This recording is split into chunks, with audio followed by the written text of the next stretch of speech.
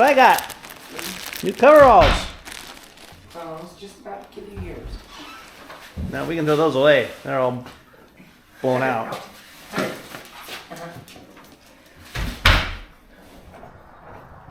So we're doing the other shock.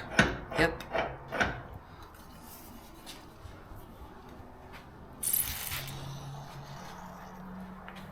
Let's hope that works. I think it will. Maybe. Maybe.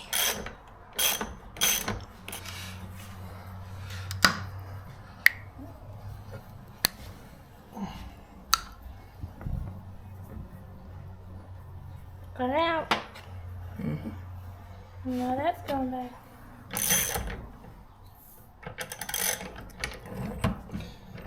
Yay! Now let's take a look at this.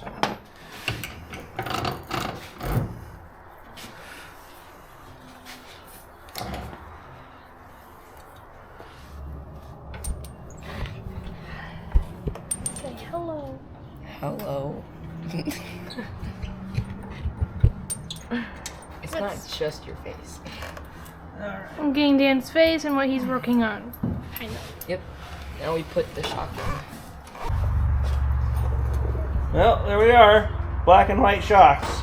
Mismatched, just like the kids in the morning when they get dressed for school with mismatching socks. As long as it works.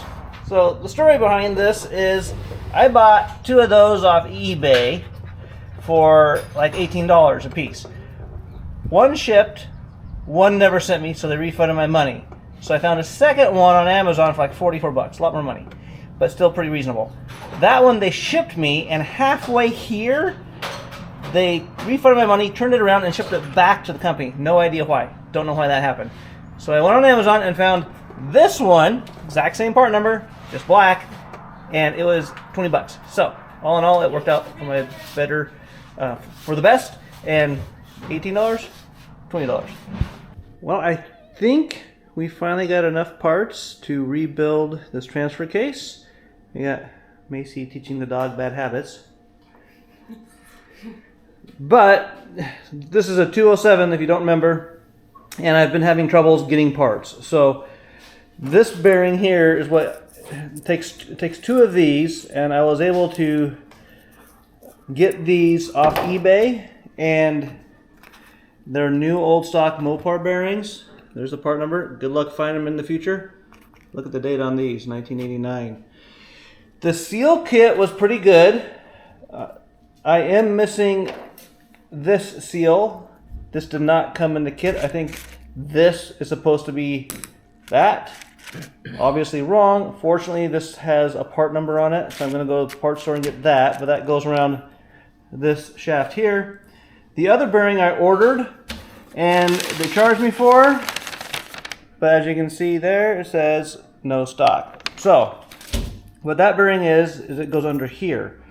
Fortunately for us, this bearing is still perfectly good. So, didn't need it, which is a good thing. Try to get my money back on that $6 bearing if I can.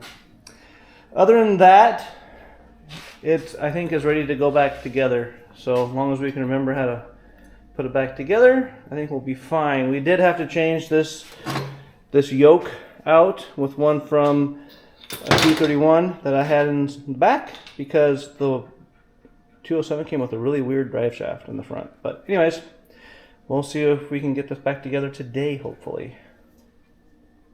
Alright, so for those of you with a 207, these old bearings with this Mopar part number did work. That's the part we need.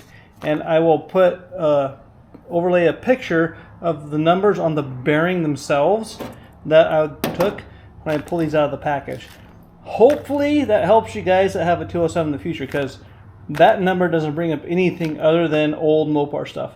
But hopefully the number on the bearing actually is still being manufactured. I told you guys that I needed this. It came with this. Totally wrong. This was still available, brand new from O'Reilly's. That's the part number you need right there. So I hope that helps you guys. Now, I totally screwed up and I ruined this seal that came with the kit. I'll show you how that happened and why, and how I'm going to fix it.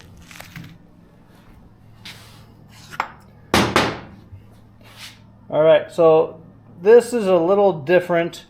Right there goes this ring, and it has these grooves for oil. And you have to put this in the housing first before you install the seal I ruined. I forgot that. I forgot this ring, installed the seal, and had to ruin the seal to put the ring in. So, anyways, O'Reilly's does have the seal. I had to special order it. Besides the seal that goes behind this front output shaft yoke, this thing's done. So, just to give you a quick demonstration, let's see where this thing is shifted all the way up. So if I can hold this and turn this, yeah, we're in too high. So this spins without this moving. One click, and that is 1-to-1, 4 high. One more click, neutral, all the way back, 4 low. Roughly 2-to-1. This has been rebuilt before. I don't know how many times. But due to the lack of parts availability that we have with the 207 now, I can probably safely say this is the last time this is going to get rebuilt. Bearings and seals are just too hard to find. We're not talking about, stronger chains or, the 6 planetary gears or SYEs. We're talking about bearings, seals. Those are getting darn near impossible to find for this thing. So if I still own this Jeep, or my kids still own this Jeep, the next time it needs rebuilt, I can almost 100% guarantee that Jeep is getting a 231 or an Atlas. It's not getting another 207. Nothing wrong with it. Good case. You just can't get parts for them anymore. So the trick is put the clamp on first. If it's super long, put the clamp on first. This one's short enough, it probably doesn't matter. So go ahead and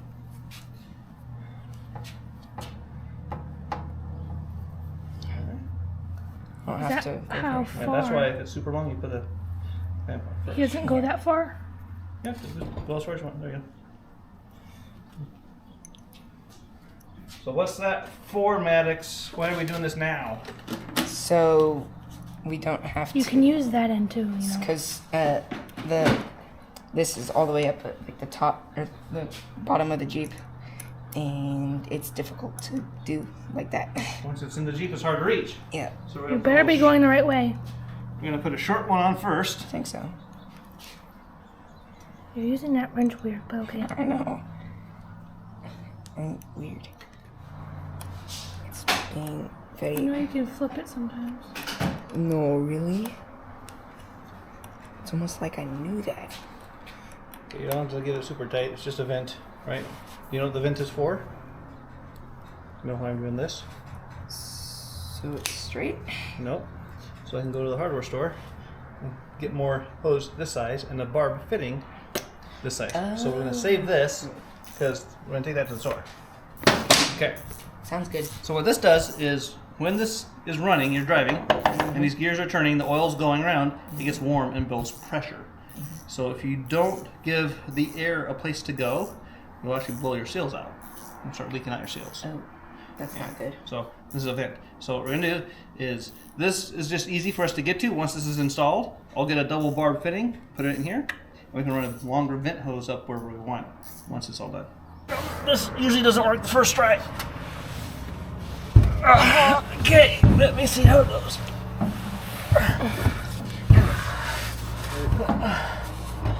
You filming? Mm-hmm. Oh.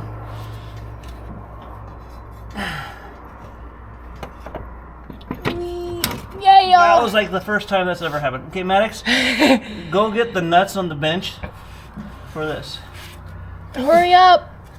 And they look like nuts? It will not hold by itself. Dan has to hold it partly up with it. Bigger or short? Okay, why don't you go help him? You can just pause that. Got one nut on. That'll keep it from falling. Yep. Who's messaging me? Don't gotta get too long. I don't know who's messaging you. Hi, Tucker dogs. I know you can't come under here and stay though. But look at his face. I know. Yeah, I know, boy. Such a baby Tucker. I know. Nut. Thank you. But you're on the floor. I have to cuddle with you, Dan. I know. Oh, look at that poor baby. Tucker, you baby. Yeah. You just need loves all the time. You just need to lay You with just have to Dan. lay on people all the time. It probably doesn't smell very good. Can't feel anything but Jeep right now. It stinks! Here's something I thought was funny. This is melted wire loom, and this is a zip tie that's melted to the exhaust. He actually zip tied the vent line and a wire loom to the exhaust. I haven't seen that before. Well, we are pumping it full of Oil. oil and stuff. This is like slow Taking process. forever. And it makes it. You can go now. I kind of was wondering how long that would take. Macy already tired. She insisted on doing that part. I'm like, okay, go ahead. Want to switch again? Want to switch? Okay. Okay. How much do you have to put in there? Until it starts coming out. Oh.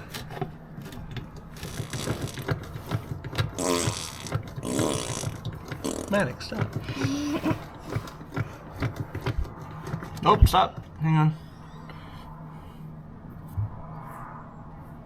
Aha! I think we're there. There. That's all it needs. Alrighty. Vent line and skid plate. Okay. Okay. Well, we got it. We got the transmission, No. or the transfer case in, and we got the drive shaft, and maybe I'm gonna go see if I can find the skid plate. just cutting this piece of metal. Yeah, we gotta make some flag nuts. Yep.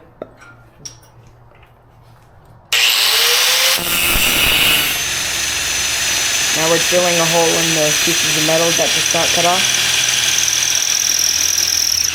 Where's the WD? Someone broke into this.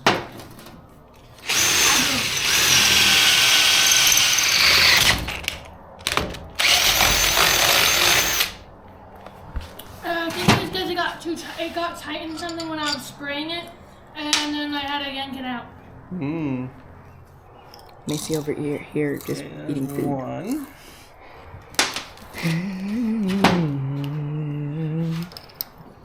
Now drill a hole in the other piece that got cut off. That is smoking a lot. Smoking! It's bending through the other side. It's gonna get through. My battery died. Oh, really? Yep. Right in the middle. I know, that's the way it always works. They look like it. Try again. Take two.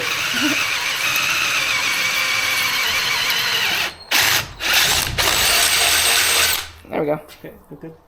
Stop eating food on the job.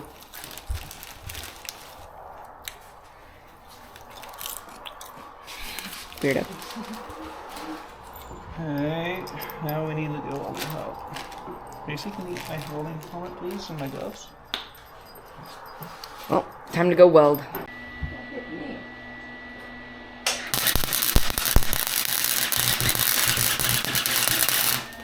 And we have an ugly but effective flag net. One more time. Well, transfer case is in, drive line's in, and our skid plate is in. The skid plate is from Iron Rock Off-Road. It is an XJ skid plate, but it is not for this Jeep, and it is not for use with the stock crossmember. But we got it. We modified it, made our own flag nuts. It's in. It works. So it's a inexpensive one, and thick, heavy will do the job for us. Today's video was filmed by Miss Macy. Hi! If you think she did a good job, why don't you buy her a coffee? Link is in the description below. I'm going broke buying coffee for this kid. Help me out.